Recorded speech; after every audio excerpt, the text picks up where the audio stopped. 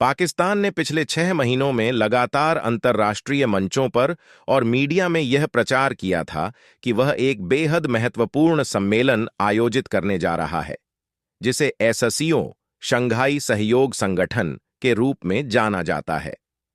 पाकिस्तान का दावा था कि इस सम्मेलन में दुनिया के सबसे शक्तिशाली नेता जैसे कि चीन के राष्ट्रपति शी जिनपिंग, रूस के राष्ट्रपति व्लादिमीर पुतिन और यहां तक कि भारत के प्रधानमंत्री नरेंद्र मोदी भी शामिल होंगे। इससे पाकिस्तान का मानना था कि उसकी अंतर्राष्ट्रीय छवि में बड़ा सुधार होगा और यह दुनिया को यह दिखाने का मौका होगा कि पाकिस्तान अब एक नई दिशा में आगे बढ़ रहा है। एससीओ सम्मेलन को लेकर पाकिस्तान के अंदर काफी तैयारियां चल रही थीं। इस्लामाबाद को एक किले में तब्दील कर दिया गया था, सुरक्षा के कड़े इंतजाम किए गए थे और 3 दिनों के लिए स्कूल और कॉलेज बंद कर दिए गए थे। इससे यह साफ था कि पाकिस्तान इस सम्मेलन को बहुत ही गंभीरता से ले रहा था और इसे अपनी एक बड़ी कूटनीतिक जीत के रूप में देख रहा था। पाकिस्तानी मीडिया और सरकार ने इसे इतना बड़ा बना दिया था कि जैसे यह सम्मेलन भारत के हाल ही में आयोजित G20 सम्मेलन से भी बड़ा साबित होगा, बल्कि उसे पीछे छोड़ देगा। लेकिन जैसे जैसे सम्मेलन का समय नजदीक आता गया, वास्तविकता कुछ और ही दिखने लगी। पाकिस्तान का सबसे बड़ा दावा था कि दुनिया के सबसे शक्तिशाली नेता इस सम्मेलन में शामिल होंगे, लेकिन जब सम्मेलन शुरू हुआ तो यह दावा पूरी तरह से गलत साबित हुआ। चीन के राष्ट्रपति शी जिनपिंग और रूस के राष्ट्रपति व्लादिमीर पुतिन, जिनकी उपस्थिति को पाकिस्तान अपनी कूटनीतिक जीत मान रहा था, वे इस सम्मेलन में नहीं आए। इतना ही नहीं, भारत के प्रधानमंत्री नरेंद्र मोदी ने भी इस सम्मेलन में भाग नहीं लिया। यह पाकिस्तान के लिए एक बड़ी कूटनीतिक असफलता थी।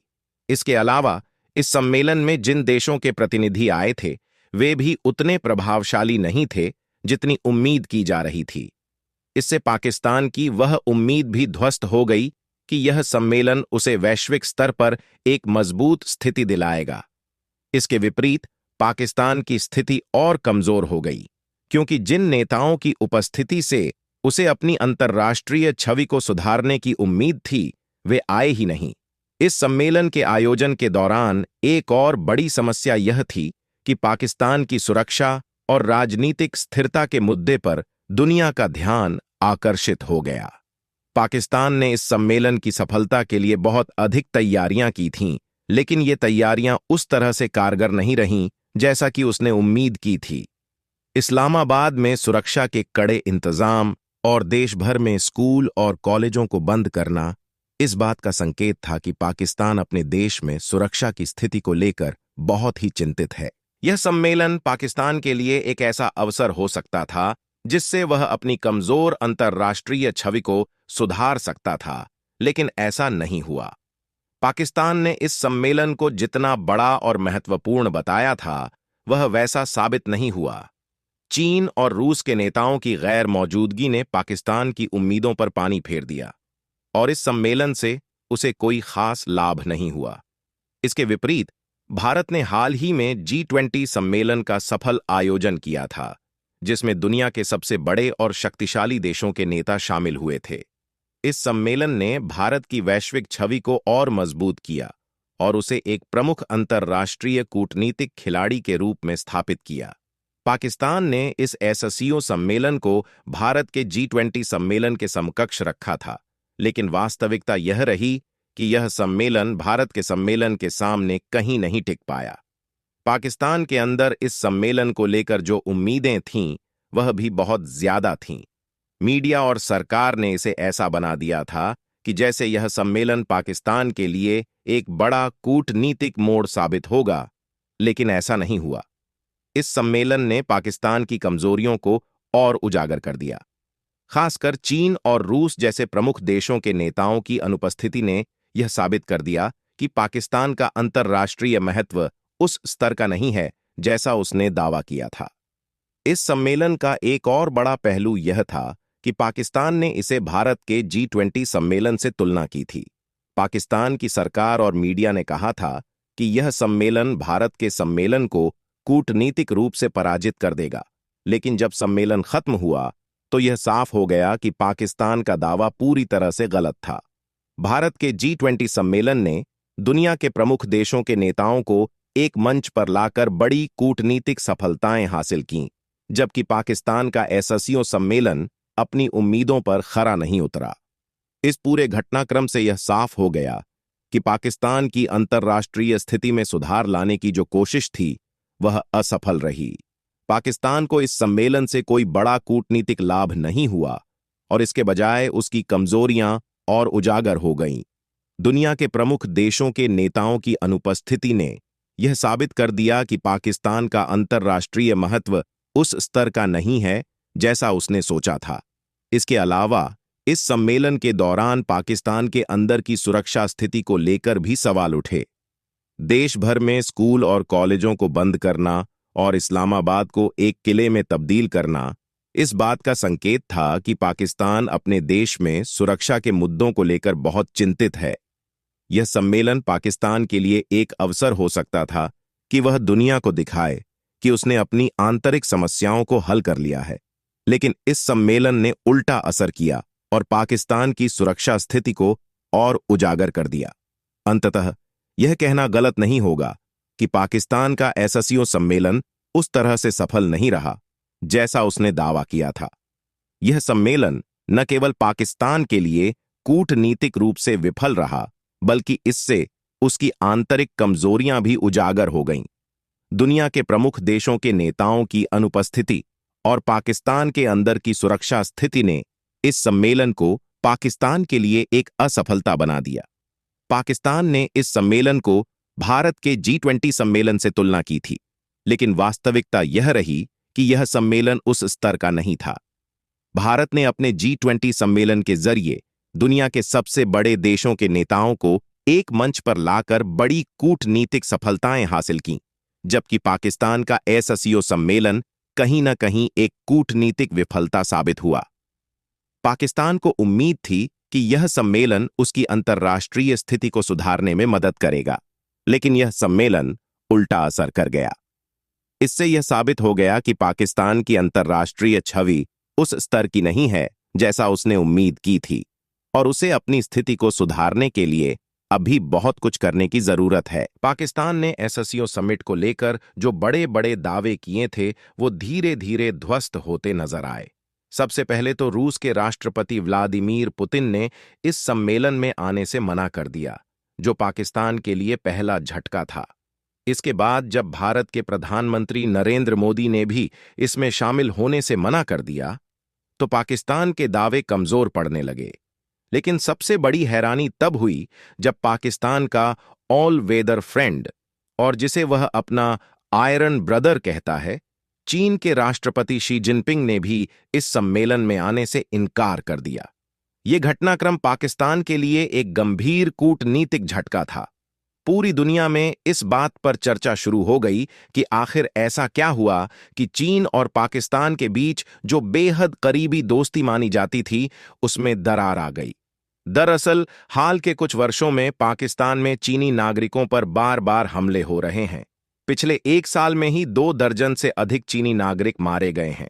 खासकर पिछले एक हफ्ते में ही आधा दर्जन से अधिक चीनी नागरिकों को पाकिस्तान में निशाना बनाकर मार दिया गया। ये हमले चीन को बेहद नाराज कर रहे हैं, और यही वजह है कि चीन ने पाकिस्तान के प्रति अपने कड़े रुख का प्रदर्शन किया। चीन ने पाकिस्तान में कई बड़े प्रोजेक्ट्स में निवेश किया है, जिनमें सबसे प्रमुख है China Pakistan economic corridor CPEC। इस प्रोजेक्ट में चीन ने $7 अरब से अधिक का निवेश किया है, लेकिन बार बार होने वाले हमलों के चलते ये प्रोजेक्ट गंभीर संकट में आ गया है। चीनी नागरिकों और इंजीनियरों पर लगातार हो रहे हमलों के चलते चीनी कंपनियों के इंजीनियर और अन्य विशेषज्ञ पाकिस्तान से लौटकर चीन चले जाते हैं। इस वजह से पाकिस्तान में कई महत्वपूर्ण परियोजनाओं पर काम रुक जाता है, क्योंकि पाकिस्तान में इन प्रोजेक्ट्स को संभालने और संचालित करने के लिए आवश्यक विशेषज्ञता और संसाधनों की कमी है। चीन के लिए यह बेहद निराशाजनक स्थिति है, क्योंकि वह जिन प्रोजेक्ट्स को $1 या $2 अरब में पूरा करना चाहता था, वे अब $10 से $12 अरब तक पहुंचने लगे हैं। यह स्थिति दोनों देशों के संबंधों में तनाव पैदा कर रही है। चीनी नेतृत्व इससे नाराज है कि पाकिस्तान अपने देश में चीन के नागरिकों और प्रोजेक्ट्स की सुरक्षा सुनिश्चित नहीं कर पा रहा है। शी जिनपिंग ने इस नाराजगी को एससीओ समिट में अपनी गैर मौजूदगी से स्पष्ट रूप से जाहिर किया। उन्होंने खुद न आकर अपने डिप्टी, जो कि चीन के प्रीमियर हैं, उन्हें पाकिस्तान भेज दिया। यह चीन की तरफ से पाकिस्तान को एक बड़ा संकेत था कि संबंध अब पहले जैसे नहीं रहे। एससीओ, जिसका नाम ही चीनी शहर के नाम पर रखा गया है और जिसका मूल चीन से ही निकला है, उस सम्मेलन में चीन के राष्ट्रपति का न आना यह दर्शाता है कि पाकिस्तान और चीन के बीच संबंध अब उतने मजबूत नहीं रहे। पाकिस्तान के लिए यह एक और झटका था, क्योंकि इस समिट से उसे काफी उम्मीदें थीं। वह चाहता था कि इस समिट से एक ऐसा संयुक्त बयान निकले जो भारत के संदर्भ में हो और जिससे पश्चिमी मीडिया इसे प्रमुखता से कवर करे, लेकिन ऐसा कुछ नहीं हुआ। इसके बजाय समिट में एकमात्र संयुक्त बयान जो निकला वह चीन के belt and road initiative BRI पर था, जो चीन का एक महत्वाकांक्षी प्रोजेक्ट है।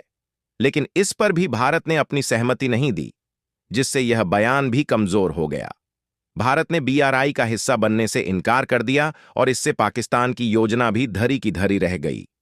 यह एक बड़ा संकेत था कि एससीओ समिट से पाकिस्तान को कुछ भी ठोस हासिल नहीं हुआ। पाकिस्तान ने इस समिट से बहुत कुछ उम्मीद की थी, लेकिन अंत में उसे निराशा ही हाथ लगी।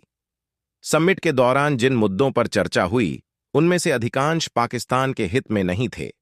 पाकिस्तानी सरकार और मीडिया ने इसे एक बड़ी कूटनीतिक सफलता के रूप में प्रस्तुत करने की कोशिश की, लेकिन वास्तविकता यह रही कि यह समिट पाकिस्तान के लिए कुछ भी नहीं ला सका। पाकिस्तान ने एससीओ समिट को लेकर जो बड़े बड़े दावे किए थे, वो धीरे धीरे ध्वस्त होते नजर आए।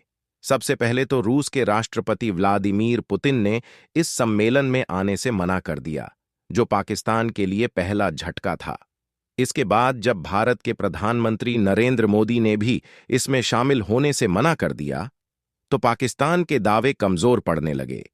लेकिन सबसे बड़ी हैरानी तब हुई जब पाकिस्तान का ऑल वेदर फ्रेंड, और जिसे वह अपना आयरन ब्रदर कहता है, चीन के राष्ट्रपति शी जिनपिंग ने भी इस सम्मेलन में आने से इनकार कर दिया। ये घटनाक्रम पाकिस्तान के लिए एक गंभीर कूटनीतिक झटका था। पूरी दुनिया में इस बात पर चर्चा शुरू हो गई कि आखिर ऐसा क्या हुआ कि चीन और पाकिस्तान के बीच जो बेहद करीबी दोस्ती मानी जाती थी, उसमें दरार आ गई। दरअसल हाल के कुछ वर्षों में पाकिस्तान में चीनी नागरिकों पर बार बार हमले हो रहे हैं। पिछले एक साल में ही 2 दर्जन से अधिक चीनी नागरिक मारे गए हैं।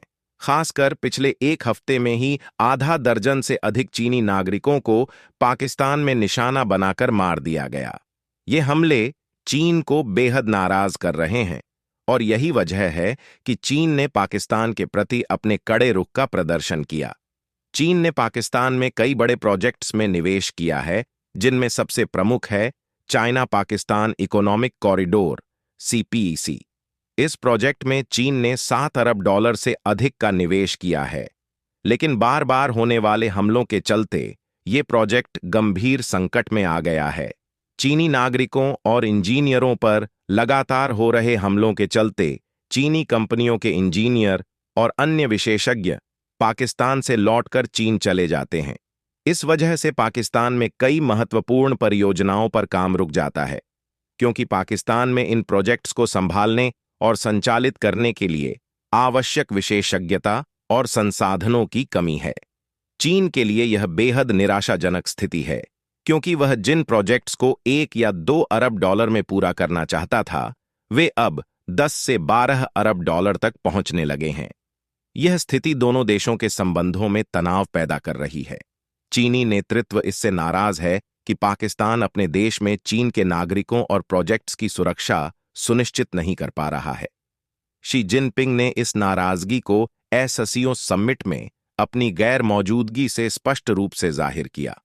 उन्होंने खुद न आकर अपने डिप्टी, जो कि चीन के प्रीमियर हैं, उन्हें पाकिस्तान भेज दिया। यह चीन की तरफ से पाकिस्तान को एक बड़ा संकेत था कि संबंध अब पहले जैसे नहीं रहे।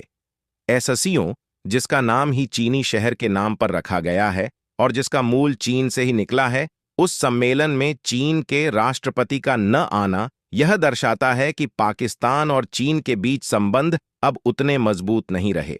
पाकिस्तान के लिए यह एक और झटका था, क्योंकि इस समिट से उसे काफी उम्मीदें थीं। वह चाहता था कि इस समिट से एक ऐसा संयुक्त बयान निकले जो भारत के संदर्भ में हो और जिससे पश्चिमी मीडिया इसे प्रमुखता से कवर करे। लेकिन ऐसा कुछ नहीं हुआ। इसके बजाय समिट में एकमात्र संयुक्त बयान जो निकला वह चीन के belt and road initiative BRI पर था, जो चीन का एक महत्वाकांक्षी प्रोजेक्ट है। लेकिन इस पर भी भारत ने अपनी सहमति नहीं दी, जिससे यह बयान भी कमजोर हो गया। भारत ने BRI का हिस्सा बनने से इनकार कर दिया और इससे पाकिस्तान की योजना भी धरी की धरी रह गई। यह एक बड़ा संकेत था कि SCO समिट से पाकिस्तान को कुछ भी ठोस हासिल नहीं हुआ। पाकिस्तान ने इस समिट से बहुत कुछ उम्मीद की थी, लेकिन अंत में उसे निराशा ही हाथ लगी। समिट के दौरान जिन मुद्दों पर चर्चा हुई, उनमें से अधिकांश पाकिस्तान के हित में नहीं थे।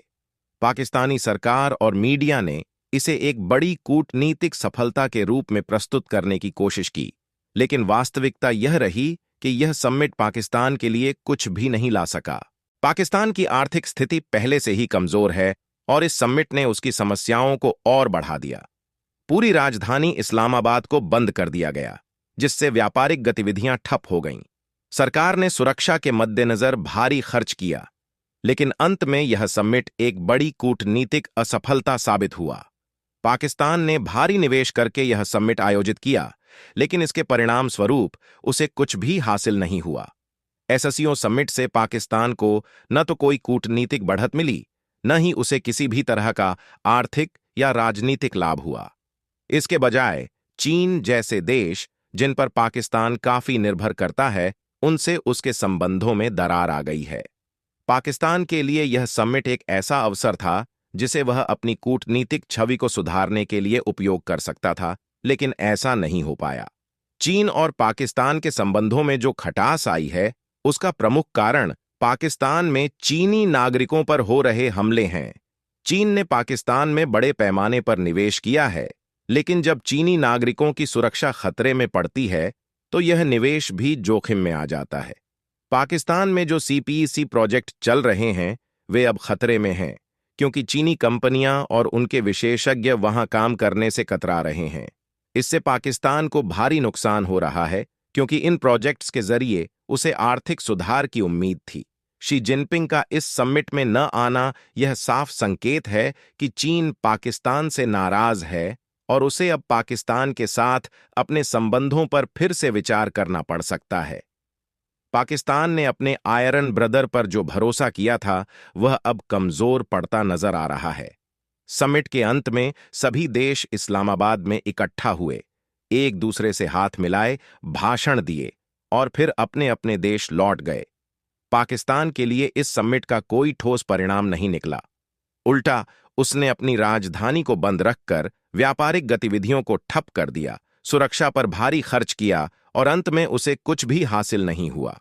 यह पाकिस्तान के लिए एक और कंगाली में आटा गीला वाली स्थिति साबित हुई। समिट से न तो उसे कूटनीतिक बढ़त मिली, न ही आर्थिक रूप से कोई लाभ हुआ।